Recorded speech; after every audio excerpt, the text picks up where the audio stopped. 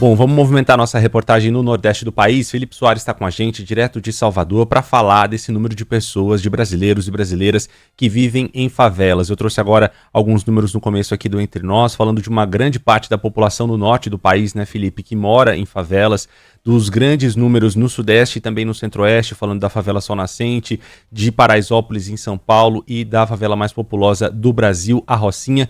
Que mais você traz esses dados divulgados hoje pelo IBGE, esse recorte do censo de 2022, né? Boa tarde, bem-vindo aqui Entre Nós. Boa tarde, Renan, e a todos que nos acompanham. Exatamente, mais de 16 milhões de pessoas moram em favelas e comunidades urbanas no Brasil. O número representa aí um aumento de 43,5% no comparativo entre 2010 e 2022 e equivale a 8,1% no total da população brasileira.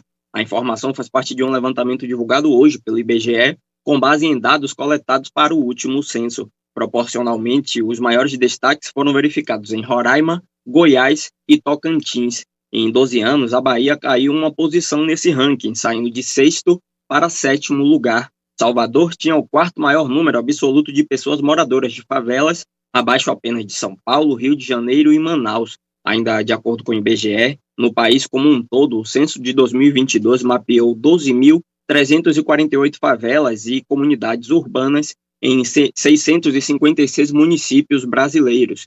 O estudo também indica que pessoas pretas eram 16,1% das pessoas que moravam nessas áreas no período. Volto com você. Obrigado, Daniel, pelas suas informações. É importante a gente trazer, né, Thaís, Ju, é um dado importante, é um retrato do nosso país, não quer dizer que todas as pessoas que vivem em favelas vivem em péssimas condições ou que queiram sair desses lugares, têm suas raízes, estão há décadas, muitos anos, as famílias tradicionalmente vivendo nessas regiões. A gente precisa facilitar com que haja melhores condições de vida com dignidade nessas regiões, em que não haja risco dessas pessoas morrerem nas fortes chuvas, que haja saneamento básico, que chegue energia elétrica, que essas populações não fiquem à mercê de milícias, por exemplo, como a gente vê no Rio de Janeiro e em outras regiões. A gente está falando de dignidade para as pessoas, independentemente de onde elas morem, porque são todas aqui do Brasil, são brasileiros e brasileiras, né?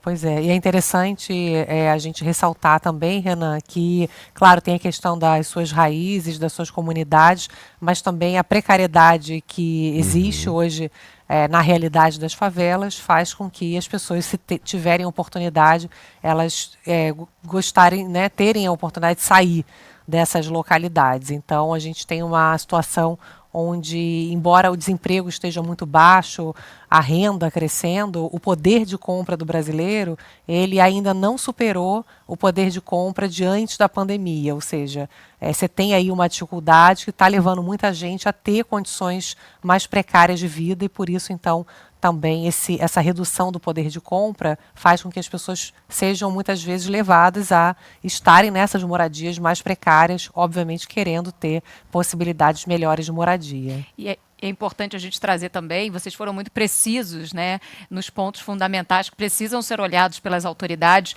mas a gente falar principalmente em algumas dessas comunidades dos projetos de viabilizar que essas pessoas também tenham a posse do seu imóvel, porque muitas vezes há essa dificuldade de regularizar também a situação por ali, garantindo exatamente tudo que vocês falaram até agora, o acesso ao saneamento básico, o acesso, né, a uma condição de moradia melhor. A gente fala de uma habitação, muitas vezes, que coloca em risco. Então, até mesmo para garantir, né, que esses serviços possam ser feitos, o monitoramento precisa ser muito próximo da Defesa Civil. A gente está falando de chuva forte em boa parte do Sudeste brasileiro, uma chuva que normalmente deixa essas pessoas em alerta por conta da possibilidade não só de alagamentos, mas deslizamentos. E esse contato muito próximo, né, com aquela autoridade responsável pode garantir o mínimo que é a dignidade e a sobrevivência.